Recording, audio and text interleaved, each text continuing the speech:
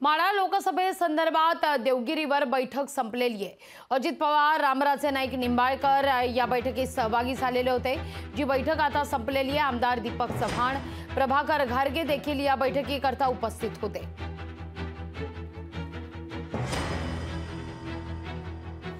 माढा लोकसभेसंदर्भात देवगिरीवर या बैठकीचं आयोजन करण्यात आलेलं होतं। माढा लोकसभेसंदर्भात ही बैठक होण्याकरता रामराजे नाईक निंबाळकर देखील देवगिरीवर दाखल झालेले होते, तर प्रफुल्ल पटेल देखील काही वेळापूर्वी देवगिरीवर पोहोचलेले होते। आता ही बैठक संपली असल्याचं कळतंय।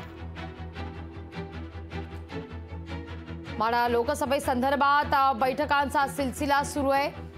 अद्यापही माढा लोकसभेसंदर्भात चाचपणीला सुरुवात झाली असल्याचं म्हटलं जात आहे आणि या बैठकीत माढा लोकसभेसंदर्भातल्या या बैठकीत रामराजे नाईक निंबाळकर देखील सहभागी झालेले होते। नुकतीच ही बैठक आता पार पडलेली आहे। अजित पवार यांच्या देवगिरी या निवासस्थानी ही बैठक पार पडली आहे। याविषयी अधिक माहिती घेण्याकरता थेट जाऊया आपल्या प्रतिनिधी मीनाक्षी म्हात्रे यांच्याकडून। मीनाक्षी, काय बैठकीत नेमकी चर्चा झाली आहे?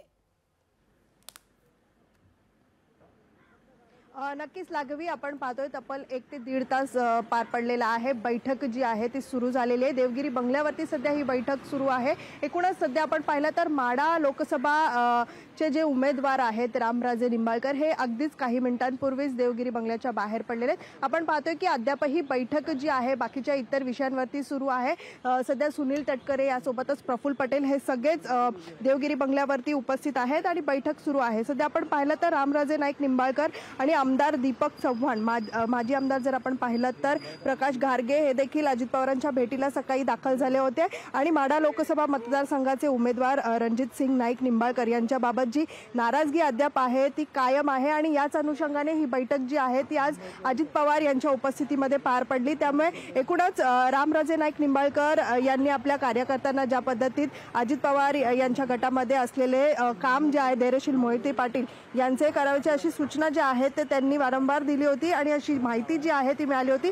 सध्या आपण पाहिलं तर आजच्या या बैठकीमध्ये प्रामुख्याने माढा लोकसभा मतदारसंघाच्या अनुषंगाने चर्चा जी आहे ती पार पडलेली आहे। त्यामुळे एकूणच रामराजे नाईक निंबाळकर हे माध्यमांशी न बोलता या ठिकाणाहून देवगिरी बंगल्याहून बाहेर गेलेले आहेत आणि त्यामुळेच एकूणच त्यांची नेमकी काय भूमिका आहे हे अद्यापही स्पष्ट झालेलं नाहीये। मीनाक्षी, धन्यवाद तुम्ही दिलेल्या एकूणच सविस्तर माहिती करता।